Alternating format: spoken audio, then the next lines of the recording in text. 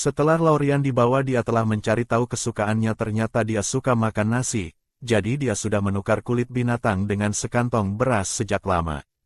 Dia diam-diam memperhatikan sang betina kecil memasak tumisan dan bahkan sudah berlatih berkali-kali secara pribadi. Keahliannya sekarang bisa digambarkan sebagai ahli. Menggunakannya untuk bersaing memperebutkan perhatian sama sekali tidak masalah. Tak lama kemudian, dia sudah membuat satu meja penuh dengan hidangan. Laurian, yang masih tidur, langsung terbangun oleh bau yang menggoda. Dia hanya makan beberapa buah di pagi hari dan aktif sepanjang sore, jadi perutnya sudah keroncongan beberapa saat, masih mengantuk. Dia turun dari tempat tidur, kaki kecilnya yang putih menginjak tanah.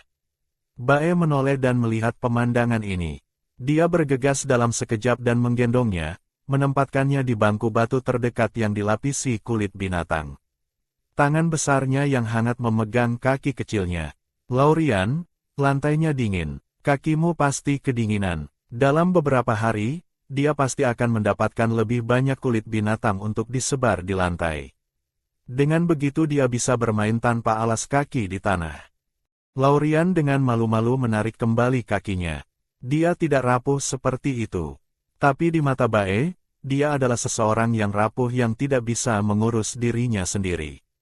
Dia berdiri dan meletakkan daging di mangkuknya. Sebenarnya, dia lebih suka menyuapinya sendiri. Tapi dia menyadari betina kecil ini cukup pemalu, jadi dia tidak bisa terburu-buru. Laurian mengambil beberapa gigitan kecil. Dia mendapati rasanya sangat lezat. Dia kagum. Apakah semua pria di suku Buas begitu pandai mengurus rumah? Bae melihat betapa puasnya betina kecil itu dengan masakannya. Dia merasa sangat bahagia, tepat saat dia menikmati waktu mereka sendirian. Dua tamu tak diundang tiba di luar gua. Mereka segera merebut perhatian penuh betina kecil itu. Pengunjung itu adalah Arnold dan pasangannya, Sin. Begitu Arnold sampai di pintu masuk gua, dia berteriak sekuat tenaga, "Laurian, aku datang untuk bermain denganmu. Kamu pasti sangat bosan tinggal di rumah sendirian, kan?" Bae benar-benar bingung. Bukankah dia seseorang? Namun, orang ini segera memeluk betina kecil itu. Pada satu saat, dia menjatuhkan diri ke tempat tidur besar yang telah disiapkannya untuk betina kecil itu. Saat berikutnya, dia melompat-lompat di bangku batu beberapa kali. Akhirnya, dia bahkan mengarahkan pandangannya pada bunga-bunga yang telah disiapkannya untuk betina kecil itu. Melihat begitu banyak hal menarik, Arnold secara otomatis mengabaikan kontribusi harimau putih itu. Dia memuji semuanya pada Laurian. Lagi pula, hal-hal ini tidak ada di suku sebelum dia tiba. Laurian sangat bingung. Dia pikir ini adalah standar di dunia buas. Sedikit yang dia tahu, itu adalah sesuatu yang seseorang siapkan dengan hati-hati untuknya. Bae menahan keinginan untuk membunuh seseorang. Dia merebut bunga itu kembali dan meletakkannya di atas meja. Ini diatur sesuai dengan bagaimana Laurian dulu hidup. Jika kamu suka, aku bisa mengajari Sin lain hari. Arnold tidak ingin terlibat dengannya, dengan santai berkata, "Oh." Lalu dia mengobrol tanpa henti dengan Laurian lagi. Bae dan Sin menjadi sangat berlebihan sampai Arnold bertanya tentang usia Laurian karena menurut aturan suku, begitu seorang betina mencapai usia dewasa, dia harus mulai memilih suami buas. Karena ada banyak jantan dan sedikit betina di antara para buas untuk memperkuat suku, seorang betina harus menambah setidaknya satu pasangan setiap tahun. Wajah Bae menjadi semakin gelap karena dia sama sekali tidak ingin berbagi Laurian dengan jantan lain. Benar-benar lupa bahwa dia sendiri telah mengambil Laurian dari orang lain. Dia diam-diam memutuskan paling lama 1 tahun. Begitu kekuatannya meningkat, dia akan segera membawanya dan meninggalkan suku. Laurian juga ketakutan. Baru saja berusia 18 tahun, dia berbohong, mengklaim dia belum dewasa. Meskipun para jantan di sini semuanya tampan, dia tidak ingin dipaksa untuk terikat dengan seseorang yang tidak disukainya. Tidak ingin melanjutkan topik ini, dia beralih memasak bubur.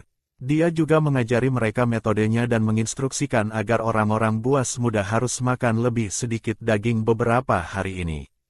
Setelah keduanya pergi, Bae memeluk Laurian dan meyakinkannya. Jika pemimpin klan bersikeras memaksakan pasangan padanya, dia pasti akan membawanya pergi. Laurian sangat tersentuh. Karena Raja Ju tidak ada di sini, Bae adalah satu-satunya andalannya. Saat langit menjadi gelap, Bae memadatkan bola cahaya keemasan di tangannya, langsung menerangi seluruh gua. Ini adalah pertama kalinya Laurian melihat Bae menggunakan kemampuan semacam ini. Dia dengan penasaran bertanya apa itu. Ini adalah energi buas. Para buas jantan membangkitkan energi buas yang berbeda saat mencapai peringkat tinggi. Milikku adalah cahaya. Selain ini, ada juga logam, kayu, air, api, tanah, dan angin. Di benua Zhong yang jauh, bahkan ada suku naga yang bisa mengendalikan petir. Karena para buas takut api, sangat sedikit yang membangkitkan energi buas berbasis api. Dan ada 6 total peringkat buas dari peringkat awal ke peringkat menengah. Lalu peringkat tinggi dan peringkat raja diikuti oleh peringkat kaisar. Peringkat dewa adalah yang tertinggi. Ini pada dasarnya adalah keadaan dewa. Seseorang bisa menjadi awet muda dan abadi. Namun, di benua dunia buas saat ini, belum ada yang berhasil berkultivasi ke peringkat ini. Bae dengan sabar menjelaskan. Sementara itu, monolog internalnya dimulai. Laurian sama sekali tidak waspada di sekitarnya. Bertanya apapun yang ingin dia tanyakan. Dia pasti menyukainya juga, kan? Sikapnya terhadapnya berbeda dari sikapnya terhadap buas jantan lainnya. Namun, yang sebenarnya dipikirkan Laurian adalah kapan dia bisa menabung cukup poin reputasi untuk ditukar dengan keterampilan. Jadi, beberapa hari terakhir ini, dia terus mengunjungi buas muda itu. Ketekunan membuahkan hasil. Segera, poin prestise yang dia peroleh cukup untuk memilih mantra pemula. Pilihannya adalah seni penyembuhan dan seni tubuh ringan. Laurian memilih seni penyembuhan tanpa ragu-ragu. Ini tidak hanya bisa mengobati penyakit dan menyelamatkan orang, tetapi juga membantunya mendapatkan lebih banyak poin prestise dalam misi mendatang. Setelah pertukaran, sebuah jimat bergabung ke dalam tubuhnya. Kebetulan Bae pergi berburu hari ini. Dia bisa berlatih dengan baik di dalam gua. Setelah sore hari berusaha, cahaya hijau samar akhirnya muncul di telapak tangannya.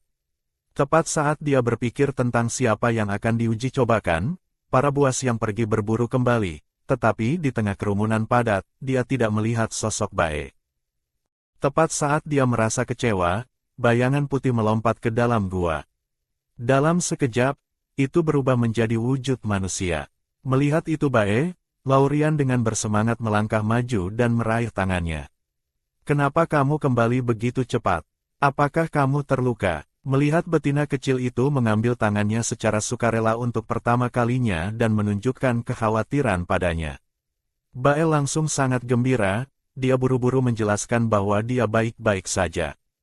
Tidak menyadari bahwa dia hanya ingin menguji keterampilan barunya padanya. Laurian mencium aroma darah yang kuat padanya. Ada juga banyak noda darah di pakaiannya dan luka yang relatif dangkal di pahanya. Luka kecil ini bukan apa-apa bagiku. Darah di tubuhku semua dari mangsa. Saat ini, Bae merasa sedikit menyesal. Dia seharusnya pergi ke sungai untuk mandi dulu.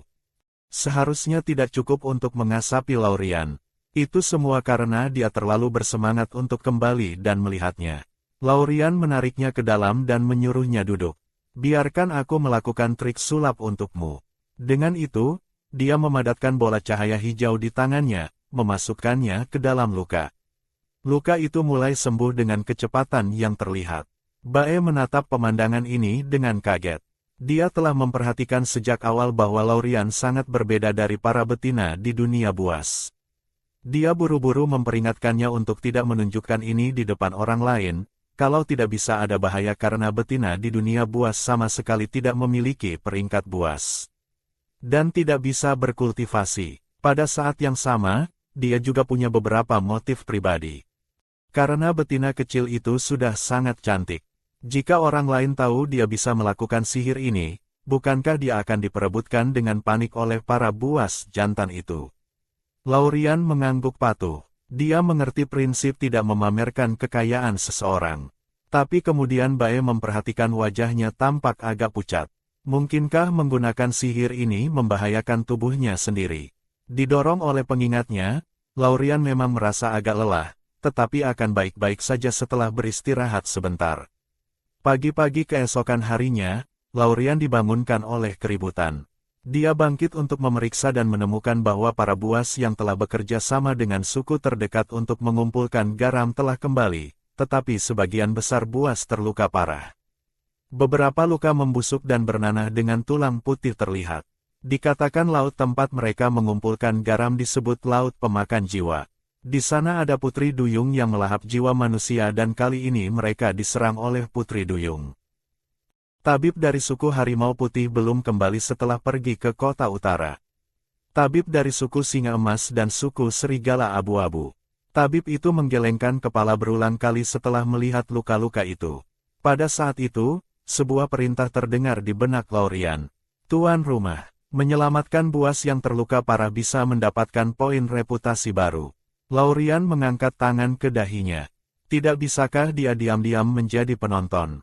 Tapi dia masih diam-diam mengeluarkan pisau tulang dan beberapa herbal yang menghentikan pendarahan, mengurangi peradangan, dan meningkatkan generasi jaringan dari ruangnya. Menarik bae, dia menerobos kerumunan dan bertanya, "Paman Tabib, saya pernah melihat seseorang mengobati luka semacam ini sebelumnya. Saya kebetulan punya beberapa herbal di sini. Bolehkah saya mencobanya?" Kedua tabib itu mendengus dingin. Bahkan mereka tidak bisa menanganinya. Siapa yang berani berbicara begitu tanpa malu? Mereka baru saja akan berbalik dan memarahinya. Tapi kemudian mereka melihat seorang betina kecil yang menggemaskan. Keduanya segera memasang ekspresi ramah. "Oh, itu betina kecil yang cantik. Sangat berani. Ayo dan cobalah." Para buas semua tertegun. Kedua orang tua ini mengubah wajah mereka terlalu cepat. Tapi kemudian suara tajam datang dari belakang. "Kenapa kamu si pendatang baru ada di mana-mana? Kamu tidak sedang mencoba menyelamatkan seseorang hanya untuk memenangkan hati orang lagi, kan? Jangan berpikir kesembuhan buas muda itu adalah ulahmu. Itu tidak ada hubungannya denganmu. Bae, jangan tertipu oleh penggoda ini. Dia akan menjadi ajalmu cepat atau lambat." Bae melingkarkan lengannya di sekitar Laurian dan berbicara dengan dingin. "Siapa yang aku suka adalah urusanku sendiri. Tolong menjauhlah dari kami. Mengerti?" Bae ku bilang dia menyukaiku. Beberapa betina hanya iri. Laurian dengan sengaja bersandar di lengan Bae dan memberinya senyum provokatif. Flora ini selalu menyulitkannya. Dia tidak akan terus memanjakannya. Meskipun dia tidak pandai berdebat, tapi Bae benar-benar menyukainya. Mendengar ini, Bae tidak bisa menahan senyum. Dia mengulurkan tangan dan mengacak-acak rambutnya. Melihat Bae begitu lembut dengan betina lain, Flora langsung marah. Dia menyukai Bae lebih dulu, tapi sekarang orang luar telah mencurinya. Marah, dia akan memukul Laurian, tapi tanpa diduga, Arnold menghentikannya secara langsung. "Kenapa kamu selalu mengganggu Laurian? Bae toh tidak menyukaimu. Kecemburuanmu tidak ada gunanya. Diam saja dan berhenti membuat masalah." Pemimpin klan mendengar keributan itu dan segera melirik tajam. Meskipun Flora kesal, dia dengan patuh menutup mulutnya. Keduanya mengabaikannya dan pergi ke buas yang paling parah terluka. Laurian belum pernah memegang pisau bedah sebelumnya, jadi dia menyerahkan pisau tulang itu kepada Bae, menginstruksikannya untuk mengangkat daging busuk dari luka buas itu. Teknik Bae bersih dan tepat. Laurian tidak bisa menahan diri untuk tidak terkesiap kagum. Jika Bae berada di zaman modern, dia pasti akan menjadi ahli bedah yang luar biasa. Dia buru-buru mengoleskan herbal yang ditumbuk ke luka buas jantan itu dan kemudian meletakkan tangannya di atasnya.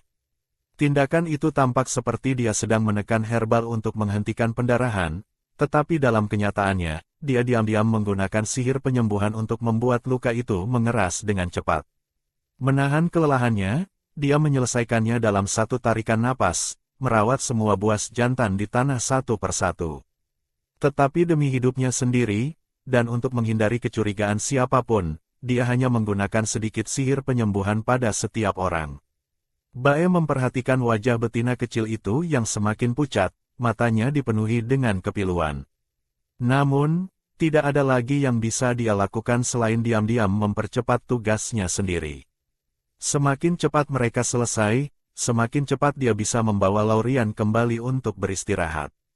2 jam kemudian, setelah merawat buas jantan terakhir, Laurian langsung pingsan. Ketika dia bangun lagi, dia melihat wajah cemas. Bae memeluknya seolah-olah dia adalah harta yang berharga. Laurian telah tidak sadarkan diri selama sehari semalam penuh. Selama waktu itu, dia tidak tahu bagaimana dia berhasil bertahan. Dia benar-benar takut betina kecil itu tidak akan pernah bangun lagi. Laurian, mari kita coba untuk mengurangi penggunaan sihir itu mulai sekarang. Itu terlalu membahayakan tubuhmu. Jika sesuatu terjadi padamu, aku juga tidak akan bisa terus hidup. Laurian memeluknya dan dengan lembut menghiburnya.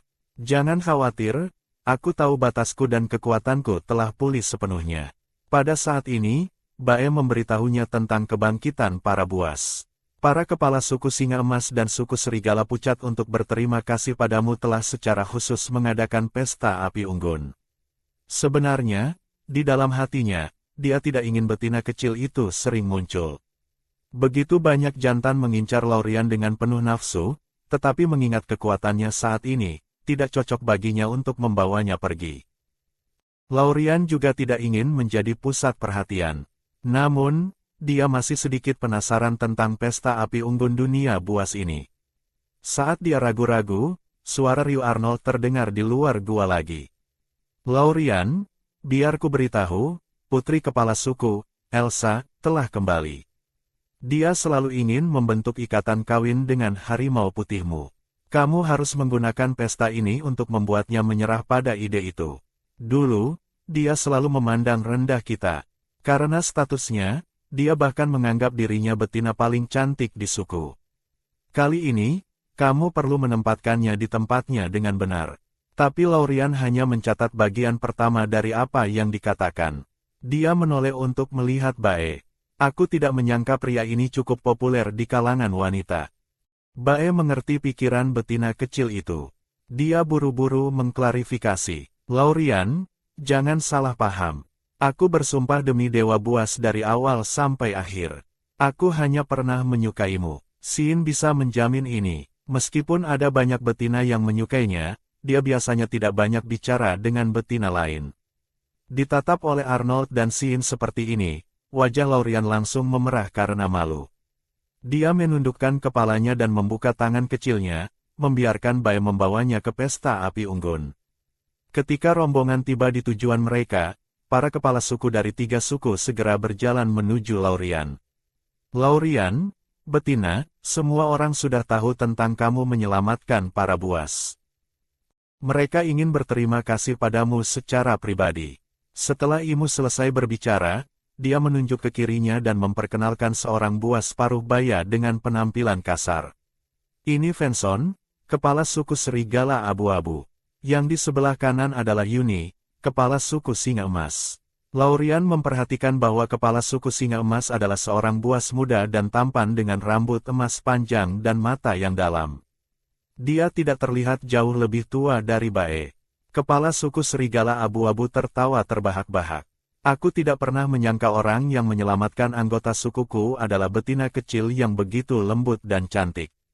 Benar-benar kejutan. Untuk mengungkapkan rasa terima kasih kami, aku telah membawa 100 mangsa besar sebagai hadiah untuk suku harimau putih. Selain itu, berikan 2 potong bulu buas Arktik untuk betina kecil yang cantik ini. Sebelum Laurian bisa merespons, kepala suku Singa Emas Yuni juga berbicara sambil tersenyum. Suku kami juga telah membawa jumlah mangsa yang sama. Selain itu, kami akan memberikan sekantong kristal merah untuk betina Laurian. Ini tidak hanya bisa digunakan untuk menukar barang, tetapi juga bisa dipakai sebagai ornamen. Aku yakin Laurian pasti akan menyukainya.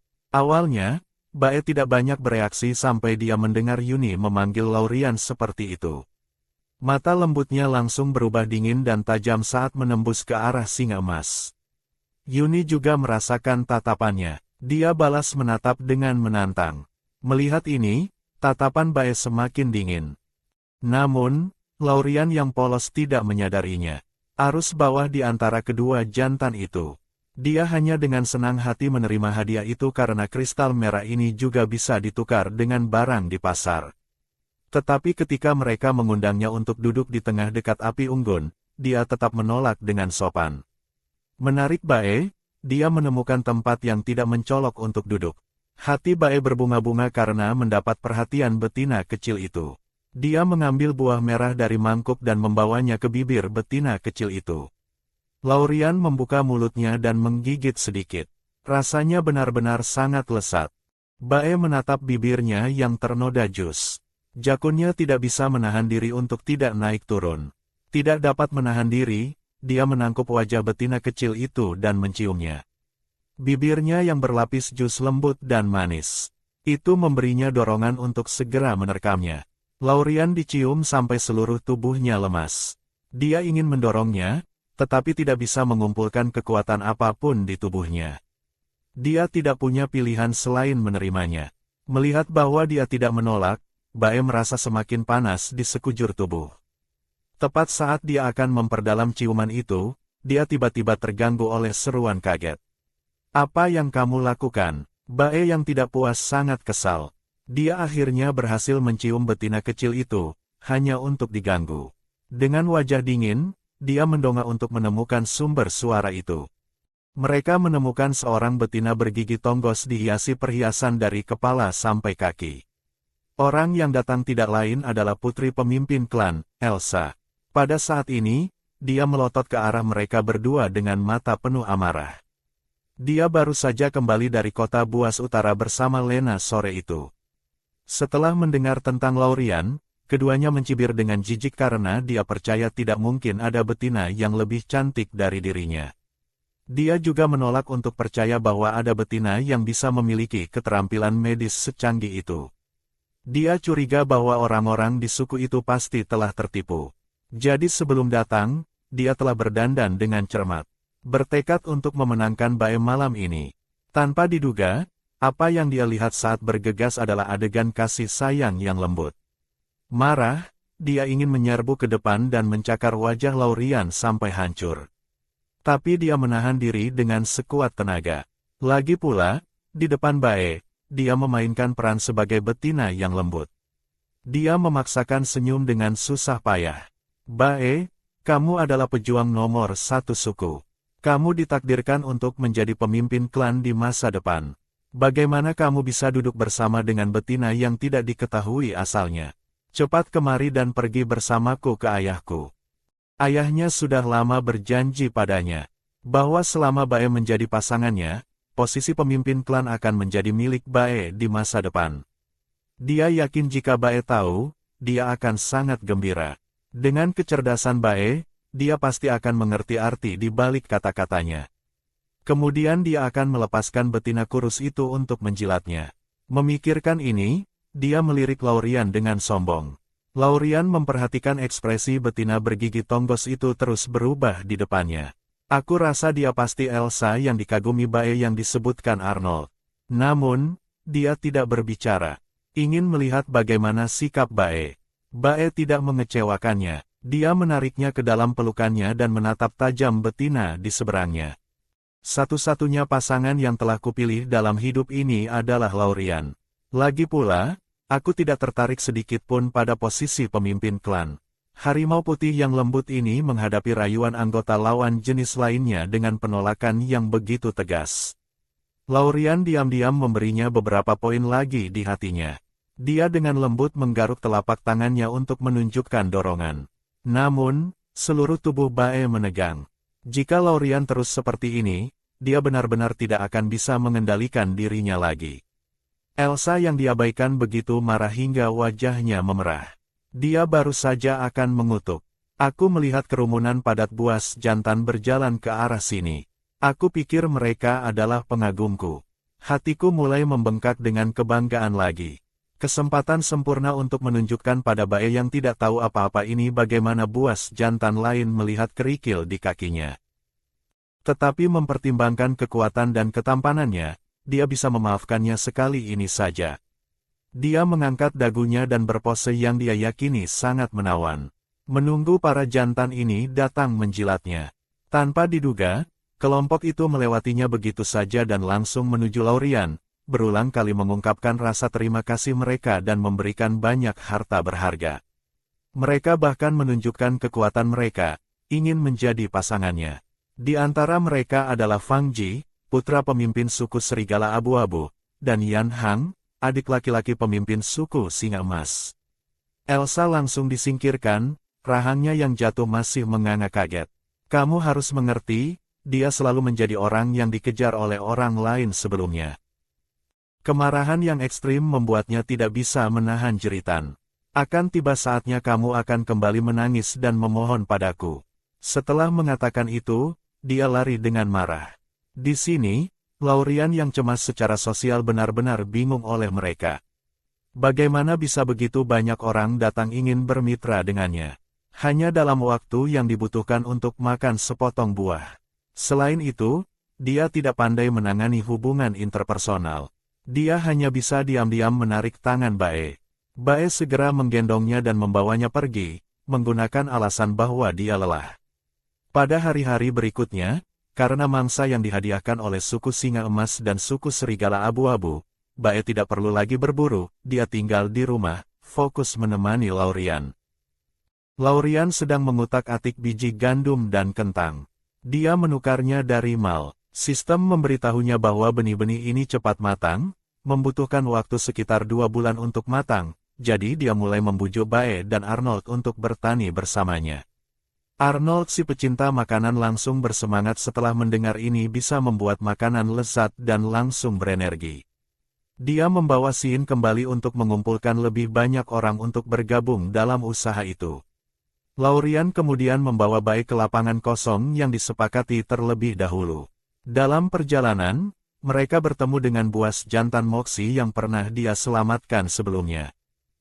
Moxie tahu dia telah terluka parah saat itu. Tanpa Laurian, dia sudah lama pergi menemui leluhurnya. Dia mengeluarkan batu bercahaya dari ruang penyimpanannya. Meskipun tidak berharga, itu cukup cantik. Dia ingin memberikannya padanya sebagai hadiah terima kasih. Laurian melihat batu di tangannya dan merasa itu benar-benar indah, jadi dia menerimanya. Melihat betina muda itu menerima hadiahnya, Moxie sangat gembira. Dia telah mendengar bahwa di pesta api unggun hadiah dari Fang Ji dan Yan Hang terlalu langka, jadi betina muda itu tidak menerimanya. Jadi, dia memilih batu yang tidak berharga, tetapi tampan. Dia tidak pernah menyangka betina muda itu benar-benar akan mengambilnya. Dan tatapannya terhadap Laurian sama intensnya.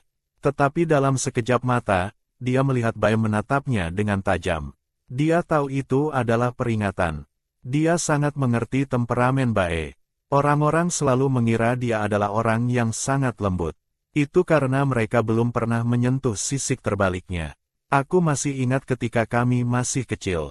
Dia pernah mengejek Bae, mengatakan kalung di lehernya tidak terlihat seperti dewa buas. Jadi dia mengambilnya dan melemparkannya ke tanah. Dia mengangkat kakinya untuk menginjaknya. Harimau putih kecil yang biasanya lembut itu tiba-tiba mengamuk. Dia bergegas maju seperti orang gila dan menggigit kakinya. Tidak ada yang bisa melepaskannya. Dia hanya melepaskannya setelah anak itu berjanji tidak akan pernah menyentuh kalung itu lagi. Kemudian, dia tahu itu ditinggalkan untuk Bae oleh ibunya. Jika dia benar-benar menginjaknya saat itu, kakinya mungkin akan patah. Tapi dia diam-diam bersumpah jika betina kecil itu benar-benar menyukainya, maka dia bersedia melawan Bae. Bahkan jika itu berarti dihancurkan berkeping-keping.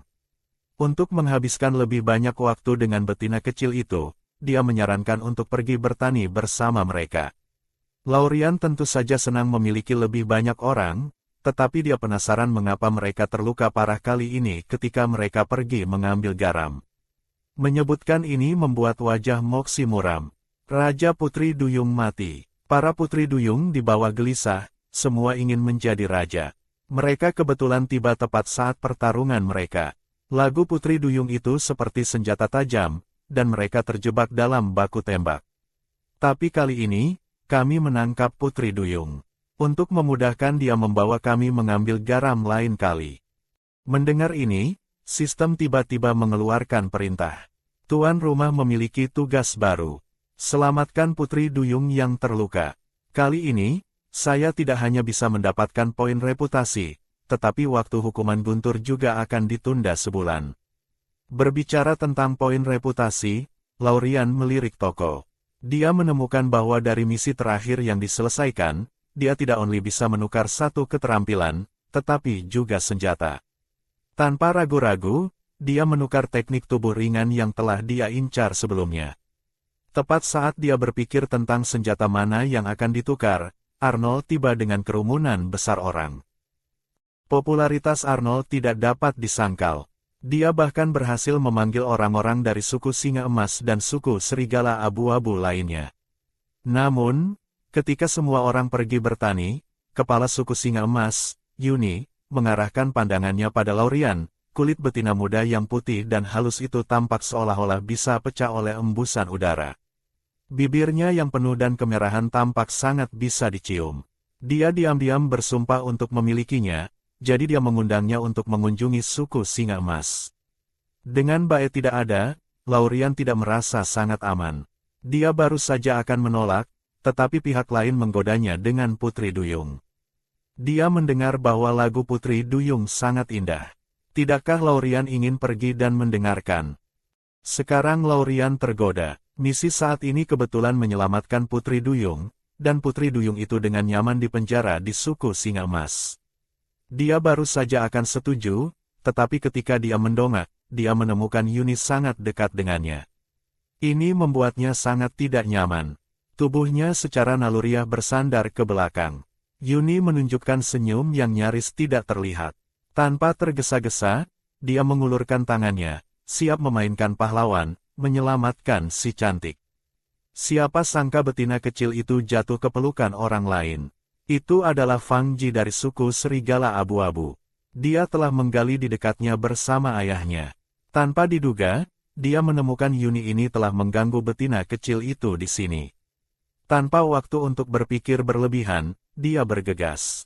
Yuni dengan marah menarik tangannya, berpikir dalam hati, Fang Ji ini benar-benar pengganggu.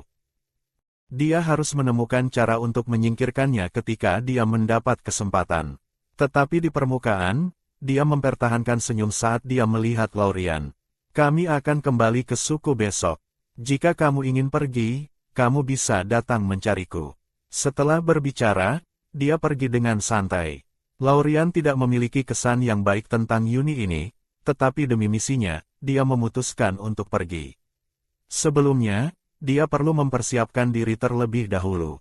Jadi, begitu malam tiba, dia menggunakan sisa poin reputasinya untuk menukar lonceng angin rambat sebagai senjata. Tanaman rambat ini cukup bersemangat. Itu bisa memanjang atau memendek untuk bertarung. Itu juga bisa membantunya melarikan diri saat dalam bahaya. Pagi-pagi keesokan harinya, Laurian membawa Bae dan mengikuti Yuni ke suku Singa Emas. Untuk pamer di depan betina kecil itu, Yan Hang mengoceh tanpa henti padanya di sepanjang jalan, memperkenalkan banyak hal menarik tentang suku Singa Emas, tetapi Laurian hanya memikirkan misinya. Setelah tiba di tujuan, dia memberi Yuni senyum sopan. Kepala suku Singa Emas, saya ingin pergi melihat Putri Duyung. Bolehkah? Yuni menatap tajam ke arah Laurian. Laurian bisa melakukan apapun yang dia mau. Setelah mengatakan ini, dia membawa mereka ke sebuah gua di mana seorang Putri Duyung terlihat dipaku di dinding batu. Pria itu menundukkan kepalanya, membuat fitur wajahnya sulit dilihat. Tetapi penampilannya yang luar biasa terlihat bahkan dari ekor Putri Duyung biru esnya. Namun Laurian tidak berminat untuk mengagumi ekor indah itu. Dia hanya melihat luka menutupi tubuhnya. Darah mengalir dari ekor Putri Duyungnya ke tanah. Melihat pemandangan ini, dia tidak bisa menahan perasaan sakit hati. Dia menuntut untuk tahu apakah mereka yang telah melukai Duyung jantan ini. Mengapa mereka memperlakukannya seperti ini? Melihat ekspresi marah betina kecil itu, Yan Hang buru-buru angkat bicara. Kami menemukannya tidak sadarkan diri di tepi laut. Jika kami tidak merawatnya, dia pasti sudah mati. Yuni juga menjelaskan dari samping. Kami juga takut dia akan melarikan diri dan kehilangan nyawanya. Begitu dia sembuh, kami akan mengembalikannya ke laut.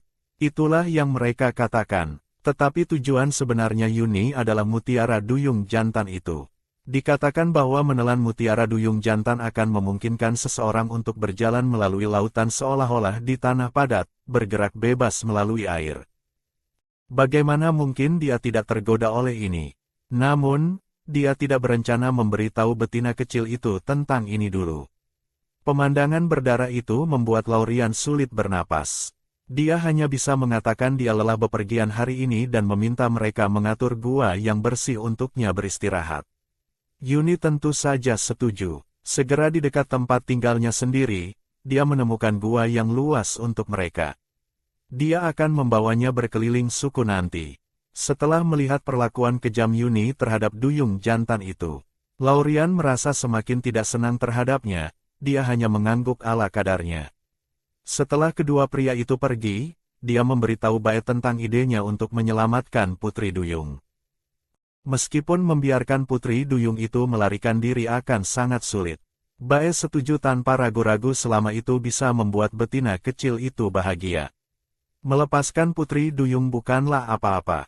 Selain itu, dia baru saja memperhatikan bahwa Laurian tampak sangat tertarik pada Putri Duyung. Akan lebih baik untuk melepaskannya terlebih dahulu untuk menghindari komplikasi nanti.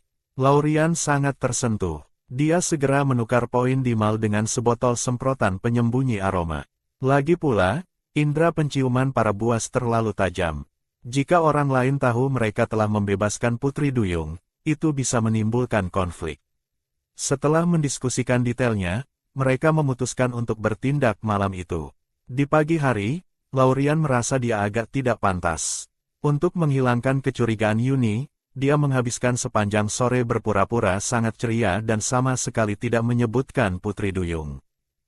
Ketika malam sudah larut dan semua hening, mereka diam-diam menyelinap ke gua tempat Putri Duyung itu ditahan, hanya untuk menemukan Putri Duyung itu sudah tidur.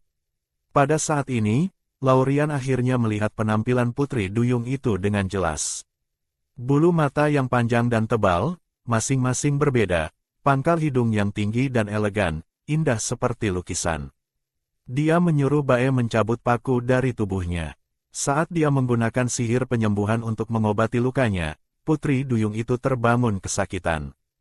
Saat membuka matanya, dia melihat tangan kecil yang putih dan halus berada di pergelangan tangannya. Melihat ke atas, dia melihat seorang betina mungil. Setelah rasa sakit, dia merasakan arus hangat mengalir ke tubuhnya. Bae selalu mengawasi Putri Duyung. Ketika dia membuka matanya, dia segera mengulurkan tangan untuk menghalangi pandangannya. Trik sulap ini adalah rahasia betina kecil itu. Itu tidak bisa ditemukan oleh orang lain. Laurian tidak melihat ke atas. Fokus merapalkan mantra, kami menyelamatkanmu. Tolong tutup matamu dulu. Putri Duyung itu menutup matanya setelah mendengar kata-katanya. Suara betina kecil ini lembut dan halus, bahkan lebih menyenangkan daripada nyanyiannya. Dia hanya tidak mengerti mengapa dia menyelamatkannya. Mungkinkah dia juga ingin merebut kesempatan untuk mendapatkan mutiara Putri Duyung? Dia benar-benar betina darat yang serakah. Dia diam-diam membuat resolusi. Jika dia menunjukkan niat sedikit pun untuk mengambil mutiara Putri Duyung, maka dia akan segera membunuhnya. Dia mengerutkan kening dengan jijik. Namun, aliran kehangatan yang terus-menerus menyebar ke seluruh tubuhnya membuatnya sangat enggan untuk melepaskannya. Dia belum siap untuk menyentuh betina kecil itu dulu. Dia akan membiarkannya hidup sedikit lebih lama untuk saat ini. Tapi betina kecil ini mungkin tidak tahu bahwa mutiara Putri Duyung mereka hanya diberikan kepada pasangan mereka, dan itu harus sepenuhnya sukarela. Jika diambil dengan paksa, maka yang kamu dapatkan hanyalah mutiara yang sedikit lebih cantik. Itu sama sekali tidak akan melayani tujuannya untuk menolak air. Pikiran Putri Duyung itu berputar tanpa henti. Laurian sama sekali tidak sadar bahwa dia sudah menjadi mangsa di blok pemotongan. Dia hanya mati-matian mengedarkan sedikit kekuatan terakhir di dalam dirinya untuk memperbaiki ekor Putri Duyung yang indah itu, berdoa agar dia memiliki kekuatan untuk berenang kembali ke laut. Dengan begitu, misinya akan dianggap selesai. Setelah 30 menit berlalu, Laurian, setelah menghabiskan sedikit kekuatan terakhirnya, selesai menyembuhkan lukanya. Kemudian dia pingsan kelelahan ke pelukan Bae. Hati Bae sangat sakit. Memegang betina kecil itu erat-erat, dia melepaskan tangan yang menutupi mata putri duyung itu. Bisakah kamu berjalan dengan ekor itu?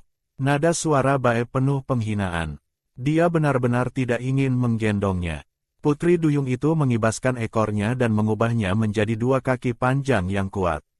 Bae mengeluarkan semprotan yang telah dia siapkan sebelumnya dan menyemprot gua dan jalan yang telah mereka ambil. Dia memegang Laurian di lengannya. Memimpin putri duyung, dia menghindari para buas yang berpatroli. Tepat saat mereka mendekati sungai di kaki gunung, mereka tiba-tiba bertemu dengan seorang buas yang menghalangi jalan mereka. Mungkinkah mereka akan ketahuan? Pria itu baru saja berpisah dari betina kecil itu selama 2 menit. Dan begitu saja, rumahnya dicuri. Tidak hanya jantan lain memanfaatkan ketidakhadirannya untuk mencium dan memeluk betina kecil itu, dia bahkan diam-diam menawarkan mutiara putri duyungnya untuk membentuk kemitraan dengannya. Bisa dikatakan dia mengenakan padang rumput hijau yang luas di kepalanya. Namun, tidak menyadari kebenarannya, dia masih membantu saingan cintanya melarikan diri dari sarang serigala. Baru saja, Laurian menerima misi yang ditugaskan sistem untuk menyelamatkan Putri Duyung. Tetapi setelah dia membantu Putri Duyung menyembuhkan lukanya, dia sendiri jatuh koma. Di pagi hari, ketika Bae mengirim Putri Duyung keluar dari suku, mereka bertemu dengan seorang buas yang berkeliaran di jalan. Pada akhirnya, dia tidak punya pilihan selain dengan enggan sementara menyerahkan betina kecil di pelukannya kepada Putri Duyung sementara dia pergi untuk memancing para buas pergi. Sebelum pergi, dia mengingatkannya untuk tidak membiarkan betina kecil itu jatuh. Dia tahu Putri Duyung itu sangat lemah sekarang dan memiliki sedikit keuntungan di darat. Bahkan jika dia punya nyali untuk melarikan diri dengan betina kecil itu, dia masih bisa menyusulnya. Setelah Bae meninggalkan Lan Ming yang bosan menatap betina kecil di pelukannya hanya dengan satu pandangan itu, dia tidak bisa menahan napas. Saat penyembuhan tadi, betina kecil itu terus menundukkan kepalanya, jadi dia tidak melihat penampilannya dengan jelas. Sekarang, wajah kecilnya yang putih dan halus terpampang tepat di depan matanya. Dia menyadari betina kecil ini 10.000 kali lebih cantik dan menggemaskan daripada betina Putri Duyung manapun yang pernah dia lihat di tempat itu. Seolah tersihir, dia menundukkan kepalanya dan mencium dahi Laurian begitu harum dan lembut. Aku benar-benar ingin memegangnya di mulutku dan mengisapnya. Mungkin aku harus menjadikannya pasanganku dengan cara itu dan tinggal di sisinya selamanya. Dia berpikir dalam hati dengan sangat gembira. Tetapi detik berikutnya dia dikejutkan oleh pikirannya sendiri. Selalu Putri Duyung yang menyihir. Sekarang dia telah menjadi orang yang terpesona. Hanya setelah bertemu dengannya sekali dia rela terjerat. Hanya saja betina kecil ini menyelamatkanku. Jadi menjanjikan diriku padanya akan menjadi cara untuk membalasnya, kan? Ya, itu benar. Aku hanya membalasnya, itu saja. Sama sekali tidak ada arti lain untuk itu, kata ibu. Sebagai ikan, seseorang harus belajar membalas kebaikan. Tapi apakah itu benar-benar kebenaran dari masalah ini? Aku hampir terlalu malu untuk mengeksposmu. Bae juga menyelamatkanmu, tapi aku tidak melihatmu menjanjikan dirimu padanya. Pada saat ini, Lan Ming sudah mulai menilai kemampuannya sendiri di dalam hatinya. Dia adalah penerus Raja Putri Duyung tua yang paling memuaskan. Meskipun masih muda, dia sudah dekat dengan peringkat kaisar. Dia tentu mampu melindunginya. Karena itu, dia ingin membawanya kembali ke laut pemakan jiwa. Tetapi setelah memikirkannya, dia menyerah pada ide itu. Sekarang Raja Putri Duyung tua telah tiba-tiba mati, Putri Duyung dari ras yang berbeda semua ingin mengklaim tahta. Awalnya, dengan kemampuannya yang dekat dengan peringkat kaisar, dia bisa menyatukan suku Putri Duyung. Tetapi dia kebetulan sedang dalam proses maju ke peringkat kaisar. Gejolak bawah laut baru-baru ini secara paksa mengganggu proses kemajuannya. Menderita serangan balik, dia jatuh pingsan di tepi laut. Hasilnya adalah bangun dan mendapati dirinya seorang tawanan di tangan para buas darat. Sebenarnya, dengan kekuatannya, dia bisa pulih dan melarikan diri dari tempat ini. Dan hanya setengah bulan lagi. Tanpa diduga, betina kecil di pelukannya akhirnya menyelamatkannya lebih awal, menghindarkannya dari penderitaan lebih lanjut. Segera, dia akan menjalani kenaikan peringkat lagi. Jika dia membawa betina kecil itu bersamanya sekarang, dia tidak akan bisa merawatnya dengan baik. Selain itu, dia masih harus menghadapi konflik berdarah di kematian lautan. Jadi, dia memutuskan untuk kembali untuknya hanya setelah menyatukan suku Putri Duyung. Lan Ming menundukkan kepalanya dan mencium bibir Laurian, mentransfer mutiara Putri Duyung dari dalam tubuhnya ke mulutnya. Dengan cara ini, dia akan menjadi pasangan terikatnya. Sementara itu, Bae, yang telah memancing para buas pergi, juga bergegas kembali.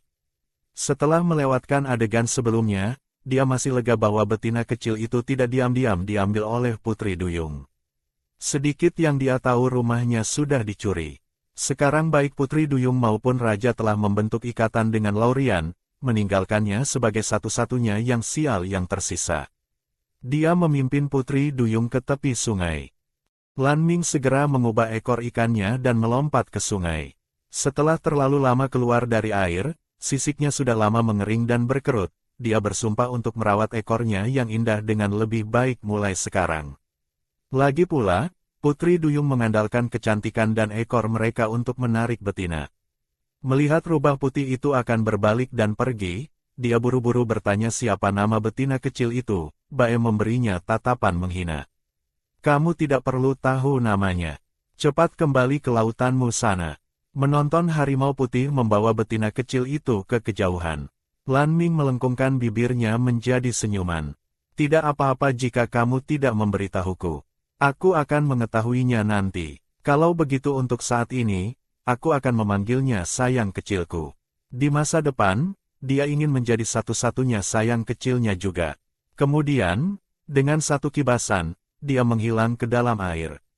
Keesokan harinya, ketika keduanya bangun, mereka menerima kabar bahwa Putri Duyung itu hilang. Tidak mendeteksi aroma buas. Mereka menduga dia mungkin telah diambil oleh buas liar karena ada desas-desus bahwa mengonsumsi mutiara Putri Duyung memungkinkan seseorang untuk bergerak bebas di lautan. Kali ini mengambil Putri Duyung itu mungkin untuk mencuri harta karun itu. Baru-baru ini, suku-suku terdekat sering kehilangan betina. Buas liar suka menyerbu suku untuk merebut betina, terutama buas liar dari kota iblis. Mereka sangat kuat dan bahkan mungkin memiliki cara untuk menghapus aroma mereka. Mendengar ini, Laurian menghela napas lega. Untungnya, dia telah membeli semprotan penghilang aroma dari mal sebelumnya. Sementara itu, Bae setelah mendengar tentang betina yang hilang memutuskan untuk membawa Laurian kembali ke suku harimau ganas terlebih dahulu. Tetapi Yuni menghentikan mereka. Dia mengatakan bahwa dengan buas liar yang merajalela akhir-akhir ini, terlalu berbahaya baginya untuk membawa betina kecil itu kembali sendirian. Setelah dia selesai menangani masalahnya saat ini, dia akan membawa orang untuk mengantar mereka kembali. Mereka hanya perlu tinggal 1 hari lagi paling lama. Kata-kata Yuni tulus. Laurian merasa sulit untuk menolak, jadi dia mengangguk setuju, berpikir bahwa tinggal 1 hari lagi seharusnya baik-baik saja. Tapi malam itu juga, setelah keduanya tertidur lelap, sosok gelap menyelinap ke dalam gua, dia menutupi mulut dan hidung Bae dengan sapu tangan basah. Setelah memastikan dia tidak sadar, dia langsung membawa betina kecil itu pergi. Ketika Bae bangun keesokan harinya, dia hanya merasa kepalanya berat dan bingung. Bahkan sebelum membuka matanya, dia biasa merasakan ruang di sampingnya. Tidak menyentuh betina kecil itu, dia langsung sadar sepenuhnya. Laurian selalu sangat pemalu. Dia sama sekali tidak akan pernah keluar sendirian tanpa ditemani. Dia buru-buru berlari keluar gua untuk mencari, tetapi hujan deras tadi malam. Aroma kecil yang tersisa juga telah terhanyut. Pada saat ini, kelopak mata Bae berkedut. Dia merasa seolah-olah akan gila, tetapi dia masih memaksa dirinya untuk tenang. Dia segera pergi mencari Laurian, ingin dia mengirim orang untuk membantu mencari. Tetapi ketika dia bergegas ke guanya, dia menemukannya juga dikelilingi oleh para buas. Para jantan itu mengatakan pasangan mereka juga hilang. Bae sangat bingung. Mereka sudah kawin dengan betina mereka. Bisakah mereka masih tidak merasakan arah betina? Mendengar ini, beberapa jantan menjadi semakin cemas karena mereka sama sekali tidak bisa merasakan betina mereka. Di dunia buas, setelah kawin, buas jantan dapat merasakan perkiraan lokasi betina mereka. Tetapi jika betina kehilangan kesadaran, mereka menjadi tidak dapat merasakannya. Ada situasi lain yang lebih buruk untuk memutuskan hubungan antara betina dan jantannya. Buas liar akan menusuk tanda kontrak di tubuh betina, atau mereka mungkin langsung memotong tanda itu seluruhnya. Yuni menanyakan tentang jalannya peristiwa. Setelah menggabungkan ini dengan situasi Bae, saya kira itu pasti kota iblis, para buas liar telah mencuri para betina. Dia kemudian memerintahkan para buas yang sudah membentuk kemitraan untuk tinggal di gunung untuk melindungi para betina. Para buas yang tersisa pergi mencari ke arah kota iblis. Setelah mengatakan itu, dia berbalik untuk menghibur Bae. Jangan khawatir, dengan begitu banyak orang mencari, kita pasti akan menemukannya. Bae mengangguk, kemudian dia berubah kembali ke bentuk buasnya dan mengikuti kelompok besar itu menuruni gunung. Di sini, Yuni menyaksikan gerombolan buas yang berangsur-angsur pergi. Dia tidak bisa menahan diri untuk tidak melengkungkan sudut mulutnya menjadi senyuman tipis. Dia tidak turun gunung bersama mereka. Sebaliknya, dia berbalik dan berjalan menuju gunung belakang. Di sisi lain, ketika Laurian bangun, dia mendapati dirinya berada di gua yang tidak dikenal. Dua betina terbaring di sampingnya. Dia memeriksa napas mereka dan menemukan mereka masih hidup. Tapi tidak peduli bagaimana dia mencoba, dia tidak bisa membangunkan mereka. Dia ingin keluar dan melihat apa yang terjadi. Tetapi begitu dia mengangkat kakinya, dia hampir jatuh ke jurang maut. Dia only menemukan lubang kecil sekitar 10 meter di atas kepalanya. Jadi dia memanggil tanaman rambat untuk melilit batu di atas. Dia menariknya dan merasa cukup kokoh. Tetapi melihat jurang di bawah kakinya, telapak tangannya mulai berkeringat tak terkendali dengan keterampilan amatirnya. Jika dia kehilangan cengkeramannya dan jatuh, dia akan tamat. Tepat saat dia masih ragu-ragu, berpegangan pada tanaman rambat. Tiba-tiba sebuah tangan terulur dari belakang dan melingkari pinggangnya. Dia berbalik untuk melihat dan menemukan itu sebenarnya Yuni. Apakah dia yang membawanya ke sini? Pada titik ini, Yuni tidak lagi menyembunyikan apapun. Matanya dipenuhi dengan semangat yang tidak wajar. Dia mulai mengakui cintanya padanya. Laurian, tahukah kamu, aku jatuh cinta padamu saat pertama kali melihatmu. Jadi, maukah kamu menjadi pasanganku? Aku pasti akan memperlakukanmu dengan sangat baik.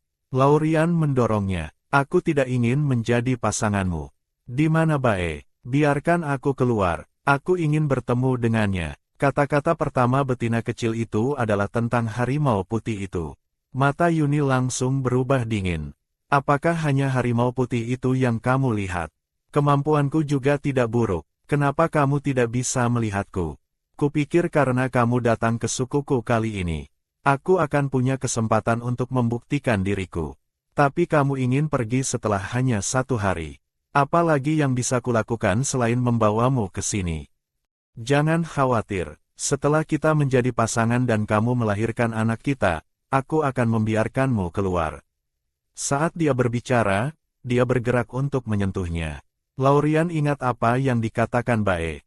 Jika seorang betina secara paksa memutuskan ikatan pasangan, jantan akan menderita rasa sakit yang luar biasa. Dia bertanya padanya apakah dengan memaksanya sekarang, bukankah dia takut dia akan memutuskan ikatan dan membuatnya menanggung rasa sakit itu? Mata Yuni penuh kegilaan, apalagi menahan rasa sakit karena ikatan yang putus. Selama aku bisa bersamamu, aku rela mati.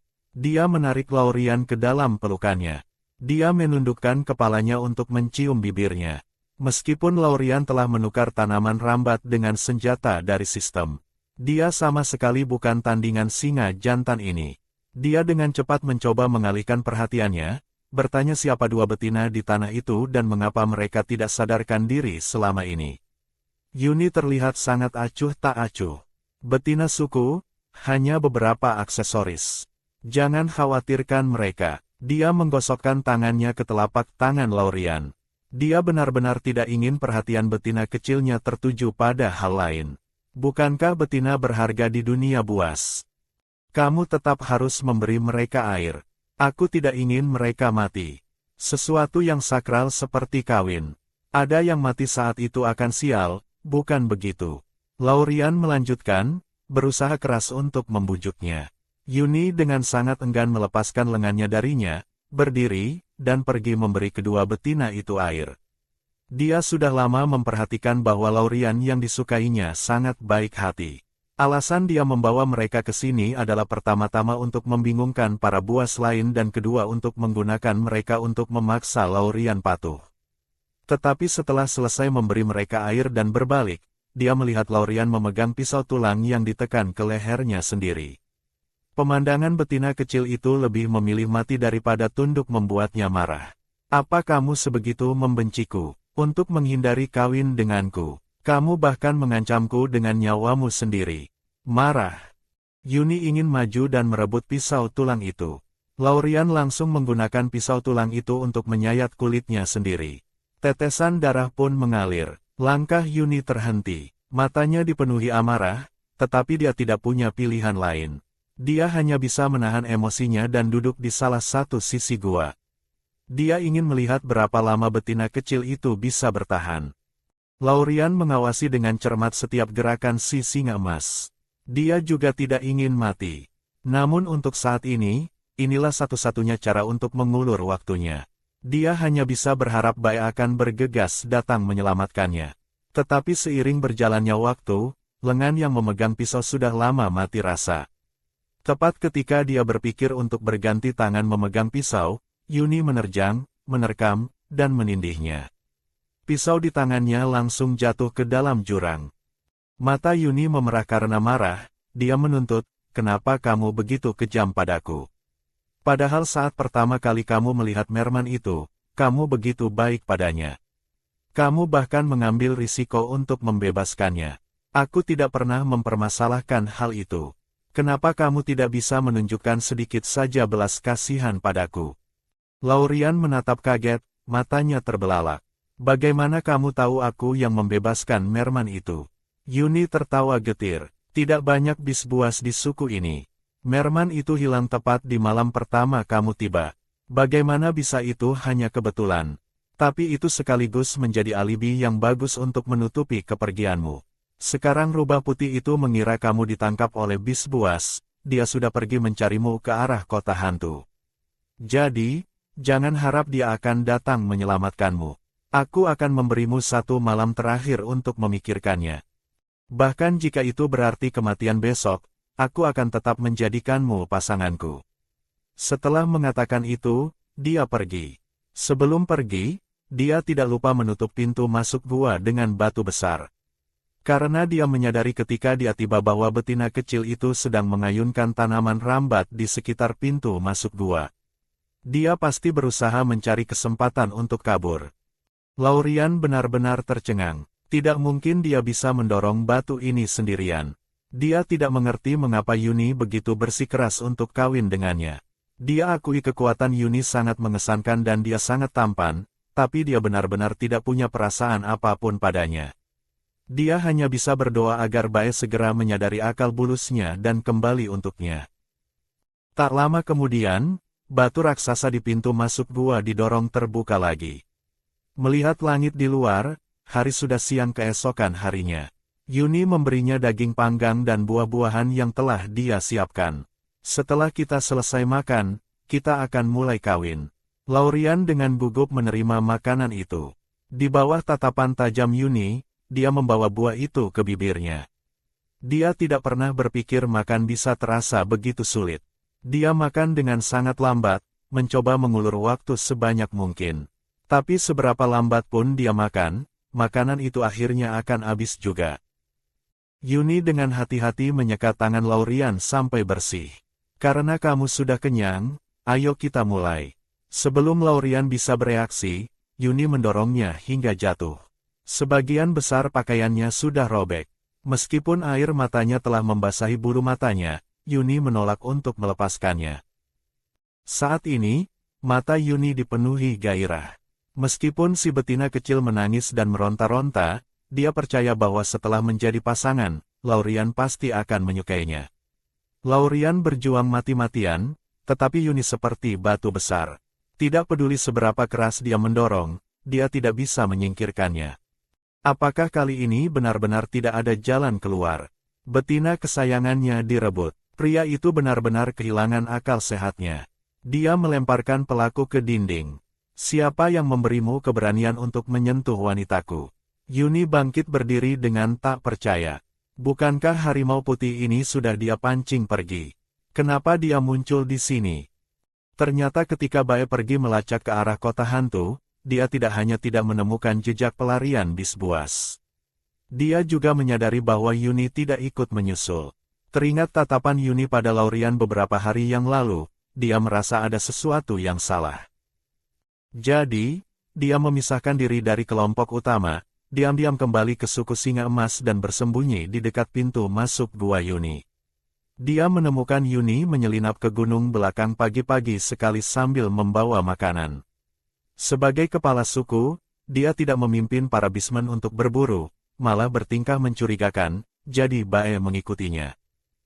Pada akhirnya, dia melihat Yuni merobek pakaian si betina kecil. Dia dengan marah mencengkeram kerah Yuni, meninjunya berulang kali.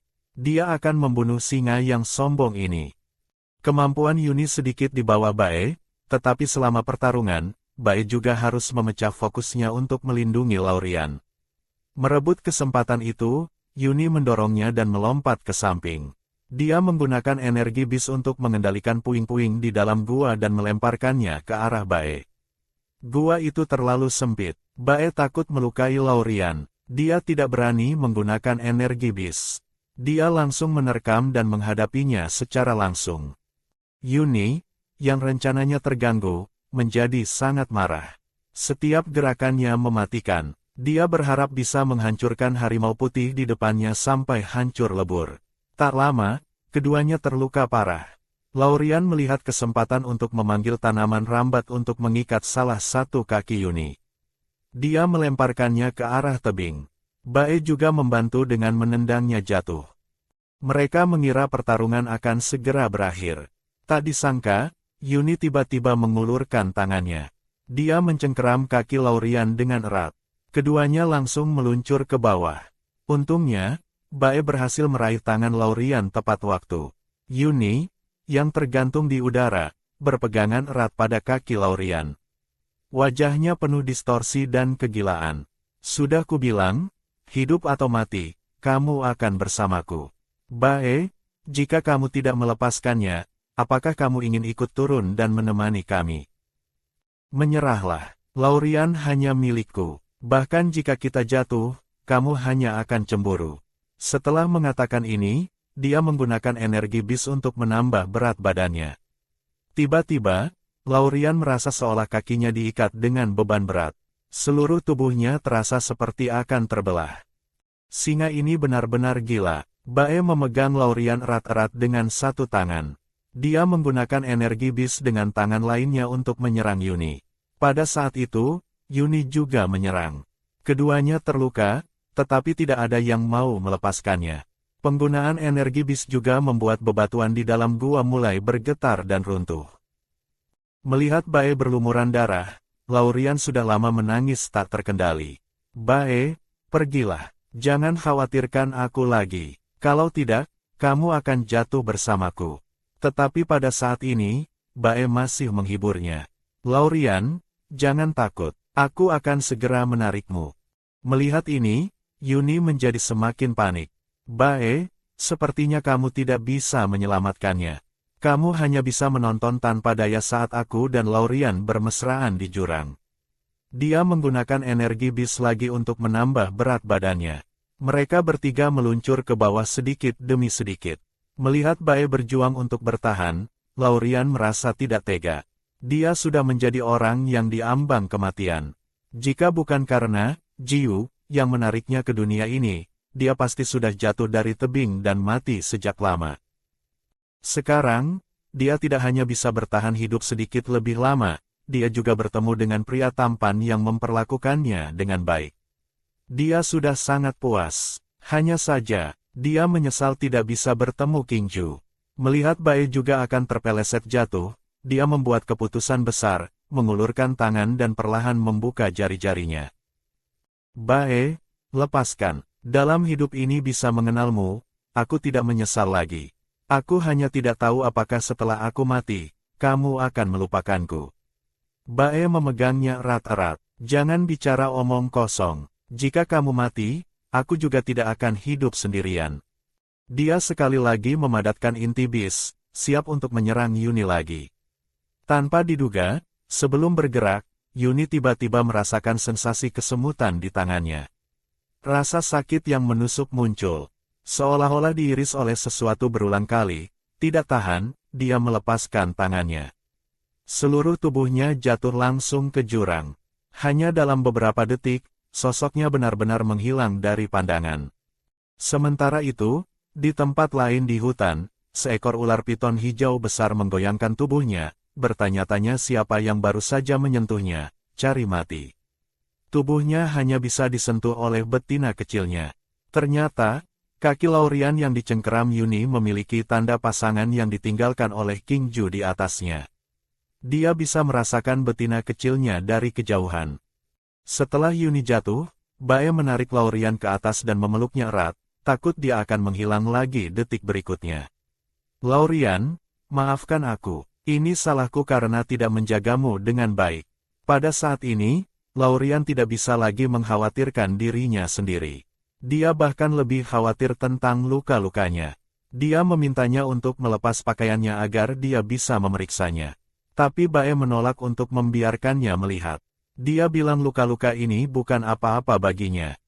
Selain itu, gua ini bisa runtuh kapan saja. Yang paling penting sekarang adalah meninggalkan tempat ini. Setelah itu, mereka berdua membawa betina yang ditangkap kembali ke suku Singa Emas bersama-sama. Pertama kali Laurian bertemu Yan Hang, dia pikir dia adalah pemuda yang sangat ceria. Untuk mencegah suku mengetahui seperti apa kakaknya sebenarnya dan menjadi berprasangka buruk terhadapnya, dia memberitahu mereka bahwa dia telah dibawa oleh bis buas dan bertindak seolah-olah mereka belum pernah bertemu Yuni.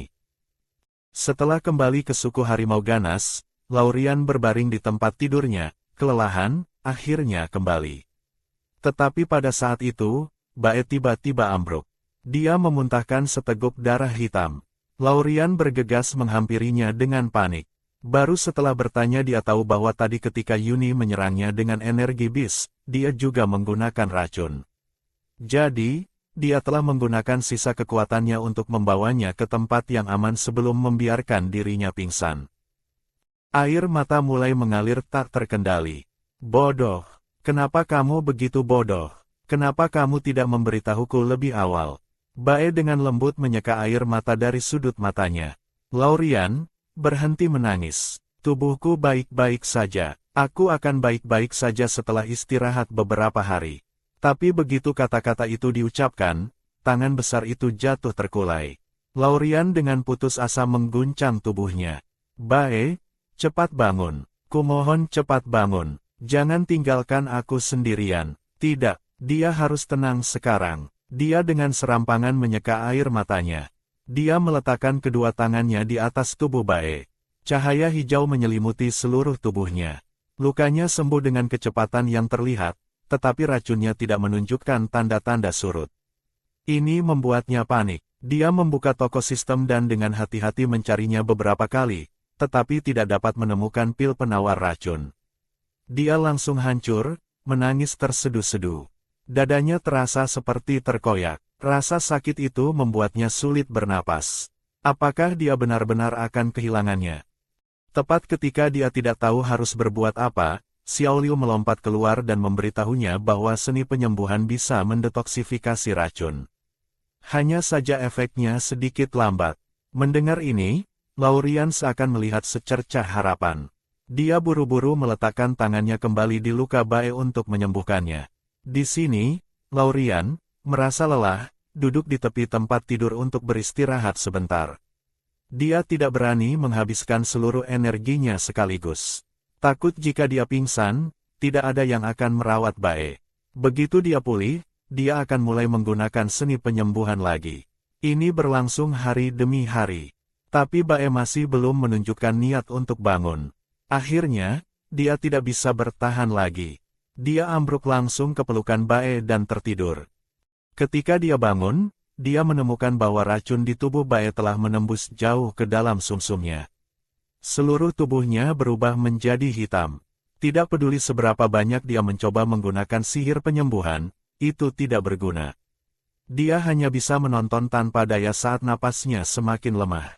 Dalam kepanikannya, dia menerjang Bae dan menangis terseduh-seduh. Bae, jangan mati. Apa yang akan kulakukan jika kamu mati? Bukankah kamu ingin membentuk kemitraan denganku? Aku setuju. Selama kamu bisa bangun, aku akan menyetujui apapun. Dia hampir sepenuhnya diliputi keputusasaan. Saat itu, suara yang akrab terdengar di telinganya. Laurian, apa yang kamu katakan itu benar. Kamu benar-benar setuju untuk membentuk kemitraan denganku. Dia merasakan tangan besar yang lembut menyeka air mata di wajahnya. Detik berikutnya, dia langsung terbangun dari mimpi. Mimpi itu terlalu nyata. Rasa sakit yang menyayat hati membuatnya sesak napas. Melalui matanya yang kabur karena air mata, dia melihat Bae menatapnya dengan iba. Apakah dia benar-benar sudah bangun, atau ini mimpi lagi? Hanya ketika Bae mengulurkan tangan untuk menyentuh wajahnya, dan dia merasakan kehangatan telapak tangannya, dia percaya bahwa Bae benar-benar telah bangun. Semua emosinya meledak sepenuhnya pada saat itu. Dia melemparkan dirinya ke dalam pelukannya dan menangis terseduh-seduh. Kamu akhirnya bangun. Kukira aku tidak akan pernah melihatmu lagi. Bae mengulurkan tangan dan dengan lembut menepuk punggungnya. Baiklah, Laurian, jangan menangis. Aku baik-baik saja. Apa kamu yang mendetoksifikasiku? Dan karena kecelakaan ini, aku bahkan naik ke peringkat raja. Laurian mengangkat kepalanya dan menatapnya. Benarkah? Itu bagus sekali. Tanpa diduga, Bae menariknya ke dalam pelukannya lagi, menatapnya dengan kasih sayang yang dalam di matanya. Laurian, kamu baru saja bilang kamu setuju untuk menjalin ikatan denganku. Kapan kita mulai? Laurian melebarkan matanya kaget. Apakah dia baru saja mengucapkan kata-kata dari mimpinya dengan keras? Lagi pula, mereka berbeda dari bis buas. Bis buas dapat menjalin ikatan dengan betina melalui gigitan, tetapi jenis mereka harus bersama melalui, "Yah, kamu tahu." Dia tergagap menjawab, "Bagaimana kalau menunggu beberapa bulan lagi?" Dia memutuskan untuk menerima Bae, tetapi dia juga sering memikirkan Qingju. Bagaimanapun, dia adalah pria pertama yang dia temui setelah tiba di dunia bis. Jika bukan karena dia pasti sudah dimakan oleh binatang buas sejak lama. Jika dia menyerahkan dirinya pada Bae lebih dulu, Qingju mungkin akan marah besar dan dia juga akan merasa bersalah padanya. Saat dia bersandar di pelukan Bae, tenggelam dalam pikirannya, dia samar-samar mendengar auman bis tidak jauh dari sana. Suara cemas Moxie terdengar di luar gua. Laurian, Bae, apa kalian sudah bangun? Bis buas yang sangat kuat telah datang ke suku. Tidak yakin apakah dia yang menculik para betina dari suku lain. Pokoknya, kalian harus sembunyi dulu. Laurian bertanya-tanya dari ras mana bis buas itu berasal. Dia tahu itu adalah bis ular hijau. Dia langsung sadar bahwa Qingju telah kembali untuknya. Pada saat ini, Bae merasakan gejolak emosi yang campur aduk. Ular hijau itu sangat kuat. Dengan dia di sini, keamanan si betina kecil akan lebih terjamin. Hanya saja mulai sekarang, akan ada satu orang lagi untuk berbagi Laurian. Bae, ayo kita lihat. Oke, Laurian menatap Bae dengan penuh harap. Matanya cemas namun bersemangat. Dia sangat merindukan Qingju. Tetapi sekarang Qingju benar-benar datang, dia tidak tahu bagaimana harus bersikap dengan dua pria sekaligus. Menjadi primadona di dunia bis benar-benar tidak mudah. Bae mengangguk. Dia menggendong si betina kecil dan bergegas menuju pintu masuk suku. Mereka melihat puluhan harimau mengelilingi seekor ular hijau raksasa di tengah. Pemandangannya kacau. Qingju tidak bertarung untuk membunuh sambil melemparkan harimau yang menyerang. Dia menjelaskan bahwa dia ada di sana untuk mencari pasangannya.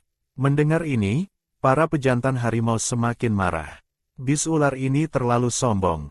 Beraninya dia pamer dan datang di siang bolong untuk merebut betina. Dan dia bahkan berani sesumbar. Lalu mereka bergantian menyerangnya untuk bertarung. Laurian mengenali King Ju dari jauh. Melihatnya dikelilingi oleh begitu banyak harimau, dia tidak bisa menahan rasa khawatir. Dia mendesak Bae untuk bergegas. Takut Laurian akan terluka selama pertarungan, Bae menurunkannya, berubah menjadi bentuk bisnya, bergegas ke tengah medan perang, dan meraung. Semuanya, jangan salah paham. Bis ular ini adalah teman Laurian kita. Sekarang dia di sini untuk mencarinya. Dia tidak akan mencuri betina lain. Baru saat itulah semua orang berhenti. Mereka hanya tidak menyangka bahwa betina muda yang begitu cantik ternyata mengenal seekor bis buas. King Ju tidak mau repot berurusan dengan mereka. Dia segera berubah kembali ke wujud manusia dan merentangkan tangannya ke arah Laurian. Laurian, kemarilah. Dia telah melihat si betina kecil dari jauh. Matanya yang dingin dan suram melembut pada saat ini. Melihat King Ju, mata Laurian juga menjadi hangat karena emosi. Dia berlari ke arahnya. Melihat betapa bersemangatnya Laurian, kecuali King Ju, para pejantan lain merasa sangat tidak nyaman, terutama Bae. Dia bertanya-tanya, apakah Laurian sebenarnya lebih suka bis ular itu? Bagaimana jika dia pergi bersamanya? Apa yang harus dia lakukan? Tepat saat keduanya semakin dekat, beberapa bis harimau berlari ke arah ini. Ini buruk. Para betina dari suku telah diambil oleh bis buas. Para bis bingung. Bukankah bis buas ada di sini? Kemana mereka membawa para betina? Laurian juga bingung. Langkah kakinya tanpa sadar melambat. Tapi kemudian sebuah kecelakaan terjadi. Sebuah lubang besar berdiameter sekitar 1 meter tiba-tiba muncul di bawah kakinya. Karena tidak siap, dia langsung jatuh ke dalamnya. Pada saat semua orang bereaksi, lubang tadi sudah tertutup kembali. Pria yang baru saja keluar dari pengasingan akhirnya bisa melihat si betina kecil, hanya untuk melihatnya diculik secara tragis oleh orang lain. Menggoda dan mencoba merayunya di depannya setiap hari adalah satu hal, tetapi dia sebenarnya ingin punya bayi dengannya juga. Bagaimana dia bisa mentolerir itu? Dia segera membawa suami kedua gadis itu dan bergegas menyelamatkannya. Dia memejamkan mata dan merasakan tanda kontrak yang tertinggal di Laurian. Rasanya sangat samar. Si betina kecil pasti sedang tidak sadar. Jadi, dia mengeluarkan seruling giok dan mulai memainkannya. Ular-ular kecil yang tak terhitung jumlahnya segera masuk ke dalam lubang tempat Laurian diculik. Tak lama kemudian, King Ju mulai melacak ke arah yang ditunjukkan ular-ular itu. Bae mengikuti di belakangnya. Beberapa bismen yang mempercayainya juga ikut mengejar karena banyak betina di suku itu juga telah diculik. Sementara itu, setelah Laurian bangun, dia mendapati dirinya terkunci di sebuah gua besar. Puluhan betina lain menangis di sekelilingnya. Sepertinya dia juga ditangkap. Kemudian dia melihat dua sosok yang dikenalnya. Melihat lebih dekat, dia menyadari itu sebenarnya Elsa dan Flora dari suku. Sungguh pertemuan yang sial. Karena Bae memiliki perasaan padanya, mereka telah memberinya banyak masalah. Saat itu, seorang pria berjubah merah memasuki gua. Mata coklatnya sedikit menyipit. Dia cukup tampan, tetapi senyum di wajahnya sangat sembrono. Biarkan tuan ini melihat apakah ada wanita cantik yang menarik perhatianku. Mendengar ini, para betina di gua tidak bisa menahan diri untuk tidak gemetar, seolah-olah mereka telah mendengar sesuatu yang menakutkan. Laurian sangat bingung, bertanya apakah bis buas benar-benar menakutkan. Lagi pula, King Ju juga bis buas, dan dia selalu memperlakukannya dengan baik. Salah satu betina berbisik menjawab, ya, kudengar setelah mereka bersama betina, mereka langsung memakannya. Mendengar ini, Laurian tidak bisa menahan diri untuk tidak gemetar, menundukkan kepalanya untuk mencoba membuat dirinya tidak terlalu mencolok. Bisman berjubah itu memandang rendah semua orang, mengamati ruangan, dan akhirnya menunjuk Elsa. Bawahannya, dengan sigap, menyeretnya. Tuan Soci, silakan lihat. Bisman berjubah itu memandangi betina yang gemetar seperti daun di depannya, wajahnya penuh penghinaan. Kenapa dia kotor dan hitam sekali? Apa dia mengoleskan sesuatu pada dirinya sendiri untuk mencoba menipu tuan ini? Kalau begitu, tidak perlu menahanmu lagi. Setelah mengatakan ini, dia melepaskan beberapa helai sutra laba-laba yang melilit lehernya. Untuk sesaat, Elsa merasa lehernya seperti akan putus. Ketakutan, dia cepat-cepat berteriak, "Tunggu, aku tahu siapa betina paling cantik di gua ini." Sochi berbicara dengan santai. "Oh, benarkah? Kalau begitu katakan padaku, jika aku tidak puas, kematianmu akan lebih menyedihkan dari sekarang." Elsa berusaha keras memutar lehernya dan menunjuk tepat ke arah Laurian. "Itu dia, namanya Laurian. Dia yang paling cantik. Para pejantan bis di suku kami semua menyukainya." Pikiran Laurian langsung dipenuhi dengan sumpah serapah. Bajingan licik ini bermain kotor. Sochi melemparkan Elsa ke samping dan berjalan lurus ke arah Laurian. Sejak memasuki gua, dia samar-samar mencium aroma segar yang samar. Saat dia mendekat, dia menyadari itu berasal dari betina muda ini. Aroma ini cukup menyenangkan. Aku sangat menyukainya. Setelah mengatakan itu, dia melemparkan segumpal sutra laba-laba, menarik Laurian tepat di depannya. Namun, setelah dilihat lebih dekat, dia tidak bisa menahan diri untuk tidak mengerutkan kening dalam-dalam. "Kenapa kamu kotor sekali? Kamu penuh dengan tanah." "Lupakan saja, aku sedang dalam suasana hati yang baik hari ini. Jadi, aku pribadi akan membawamu ke sungai untuk mandi." Laurian terdiam. "Kamu menyeretku ke sini melalui terowongan bawah tanah. Bagaimana mungkin aku tidak kotor?" Tapi demi hidupnya sendiri, dia masih perlu berjuang sedikit lagi. "Anda salah. Saya terlahir kotor begini, tidak layak untuk mata Anda." Sedikit yang dia tahu, setelah mendengar suaranya yang lembut dan halus, Sochi semakin menyukainya. Sambil menggendongnya, dia berjalan menuju pintu masuk gua. Laurian, yang diikat seperti bakcang, buru-buru memanggil sistem untuk menyelamatkannya. Namun, Xiao Liu, yang telah bermain game selama 3 hari 3 malam, tergeletak di suatu tempat, tertidur lelap dan mendengkur. Bagaimana dia bisa ingat dia bertanggung jawab atas seorang host?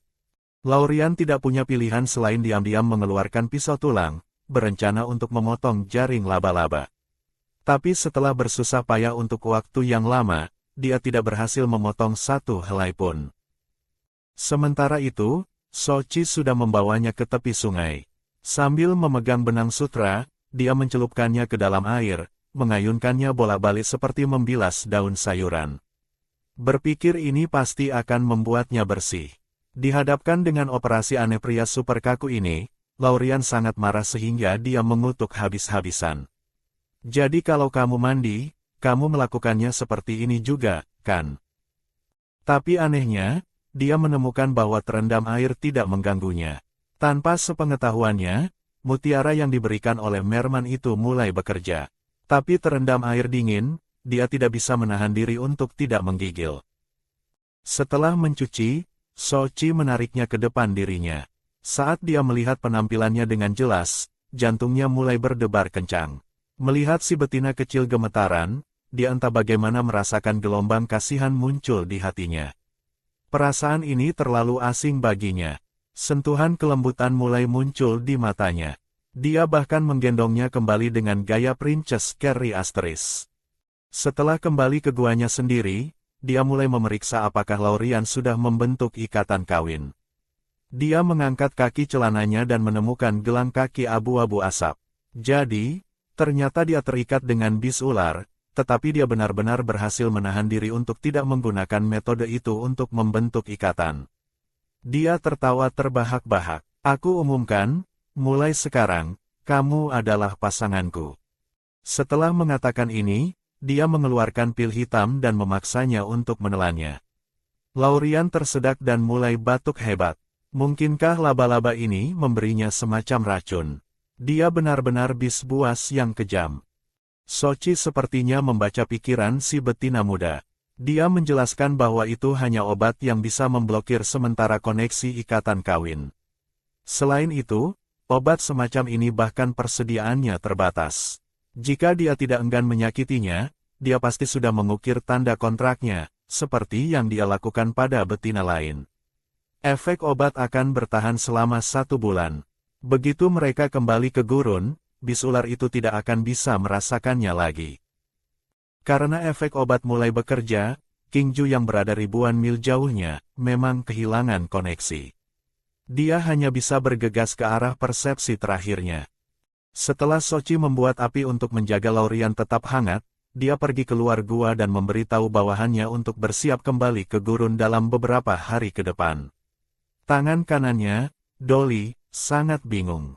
Tuan, bukankah Anda mengambil inisiatif untuk pergi keluar dan menangkap betina untuk menghindari Raja Bis? Kenapa kita kembali begitu cepat? Baru menyebut ini saja sudah membuat Soci merasa ingin muntah darah. Baru-baru ini, dia memperhatikan Raja Bis menatapnya dengan sangat aneh. Dia juga selalu suka memanggilnya untuk ditemani secara pribadi. Awalnya, dia tidak terlalu memikirkannya sampai suatu kali ketika Raja Bis melingkarkan lengannya di pinggangnya. Dia sangat terkejut sampai melompat. Dia adalah bis jantan yang sangat lurus. Bagaimana dia bisa belok? Jadi, dia memutuskan untuk pergi keluar dan mencari beberapa betina cantik yang menakjubkan untuk ditawarkan kepadanya. Mungkin dengan begitu Raja Bis akan meninggalkannya sendirian. Tapi sekarang dia telah berubah pikiran. Saat ini, selama dia dan Laurian menjadi pasangan, maka Raja Bis tidak bisa memaksanya lagi. Aku benar-benar jenius. Dia akan menjadi pasangan dengan betina kecil ini besok. Memikirkan hal ini, dia dengan cepat membuat daging panggang dan membawanya ke Laurian. Dia memberitahunya tentang rencana untuk menjadi pasangan. Mendengar ini, Laurian segera merasa daging panggang di tangannya kehilangan daya tariknya. Apakah dia akan dimakan besok? Melihat wajah pucat si betina kecil, Soci mengira dia takut sakit. Dia menghiburnya, mengatakan dia akan selembut mungkin dan itu tidak akan terlalu sakit. Laurian terdiam. Kenapa kamu tidak coba dimakan dan lihat apakah itu sakit? Tidak, dia tidak bisa hanya duduk dan menunggu kematian. Dia harus melarikan diri sesegera mungkin. Jadi setelah Soci berbaring, tatapannya sesekali melayang ke arahnya. Memeriksa apakah dia sudah tidur. Merasakan tatapan si betina kecil, Soci dengan percaya diri melengkungkan sudut mulutnya, memikirkan penampilannya yang tampan. Benar saja, itu menarik perhatian si betina kecil. Jadi dia menyesuaikan posturnya, mengambil pose yang menurutnya sangat keren. Dia diam-diam bersukacita, yakin bahwa si betina kecil terpikat olehnya. Laurian menunggu dengan sabar sampai tengah malam. Melihat dia sepertinya tidur nyenyak, dia berjinjit keluar gua. Setelah menyemprot dirinya dengan semprotan penghilang bau, dia dengan cepat menggunakan teknik tubuh ringannya untuk melarikan diri. Dia melompat menembus hutan selama lebih dari 1 jam. Akhirnya, dia kelelahan dan pingsan. Stamina fisiknya masih terlalu buruk, tetapi dia tetap tidak bisa berhenti. Dia bangkit dan terhuyung-huyung berlari ke depan. Semakin jauh dia berlari, semakin aman dia. Tapi pegunungan ini terlalu luas. Setelah berlari untuk waktu yang lama, dia masih berputar-putar di dalam hutan. Dia bertahan selama setengah jam lagi. Benar-benar tidak bisa berlari lagi, dia lemas dan ambruk di tanah. Dia tidak sengaja menggores telapak tangannya. Tapi setelah berlari sejauh ini, seharusnya aman sekarang, kan? Tanpa diduga, suara yang akrab tiba-tiba terdengar dari belakang. Ada apa? Tidak bisa lari lagi. Laurian menoleh dan melihat Soci berdiri di belakangnya. Dia sangat ketakutan hingga hampir pingsan. Bagaimana dia menemukannya? Ternyata Soci terlahir dengan indera penciuman yang tajam. Meskipun dia telah menggunakan semprotan, dia masih bisa menunjukkan lokasinya dengan akurat. Dia berjalan ke arah Laurian. Kamu tidak bisa lari. Kamu sebaiknya kembali bersamaku dengan patuh. Setelah mengatakan ini, dia mengabaikan perjuangan si betina kecil dan dengan paksa menggendongnya pergi. Setibanya di gua, dia mulai membuka pakaiannya. Laurian melangkah mundur ketakutan. Apa yang kamu lakukan? Aku awalnya berencana untuk menjalin ikatan besok. Tapi karena kamu sangat energik, sebaiknya kita mulai sekarang. Namun, pada saat itu, Laurian tiba-tiba merasakan sakit yang tajam di perutnya. Aliran hangat menyembur keluar dari bawah. Sochi, yang mencium bau darah, segera mengerti sesuatu. Namun, dia menjadi semakin bersemangat. Jika mereka menjalin ikatan dalam beberapa hari, dia bahkan mungkin hamil. Jika dia punya anak kecil, si betina kecil akan lebih menyukainya, kan? Tapi Laurian sedang tidak ingin memedulikannya sekarang. Sakit perutnya begitu parah hingga dia hampir pingsan. Dia selalu menderita kedinginan rahim. Awal menstruasinya selalu sangat menyakitkan. Melihat si betina kecil kesakitan, Sochi, dengan hati pedih, memetakan dia di dalam persembunyiannya. Dia menaikkan suhu tubuhnya dengan energi bis dan memeluknya. Mereka tidak membawa dukun. Dia berharap metode ini akan membantunya pulih dengan cepat.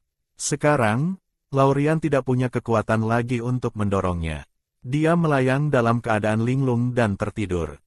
Menatap betina mungil di lengannya, Sochi merasakan kelembutan yang dalam di hatinya. Dia adalah bis buas berdarah dingin. Bagaimanapun, dia tidak pernah membayangkan dia bisa merawat betina seperti ini. Dia pernah mendengar sebelumnya bahwa beberapa bis buas akan memakan betina mereka setelah menjalin ikatan. Meskipun jarang, dia masih merasa itu tidak bisa dipercaya. Makhluk kecil yang begitu lembut. Bagaimana mungkin Bisman tega menyakitinya? Dia berharap bisa memegangnya di ujung hatinya. Karena memiliki Sochi sebagai pemanas pribadi, keesokan harinya, ketika Laurian bangun, dia merasa jauh lebih baik. Tapi terus seperti ini bukanlah solusi. Dia perlu membuat pembalut untuk digunakan. Jadi dia memberitahu Sochi bahwa dia lapar dan ingin makan buah-buahan. Melihat Laurian aktif meminta makanan, Sochi sangat gembira.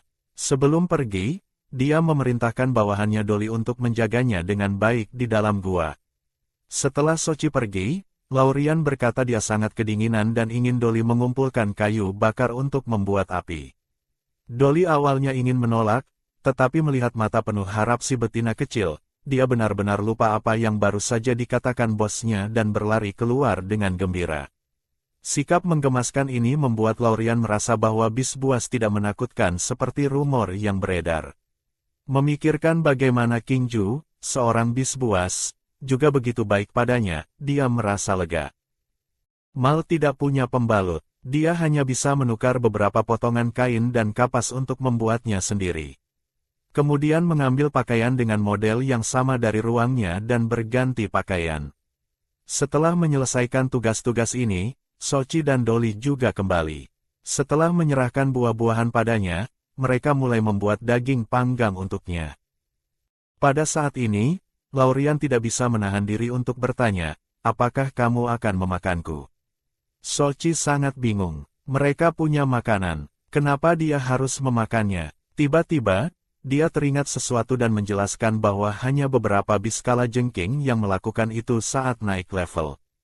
Tidak bisa mengendalikan diri selama musim kawin dan naik peringkat. Itu sebabnya memakan betina, dan itu hanya rumor. Lalu dia menunjukkan senyum nakal lagi. Jika yang kamu maksud adalah makan, yang seperti itu, aku juga akan sangat senang melakukannya. Mendengar ini, Laurian menjadi lebih berani. Dia memelototinya, bangkit, dan pergi duduk di tempat lain.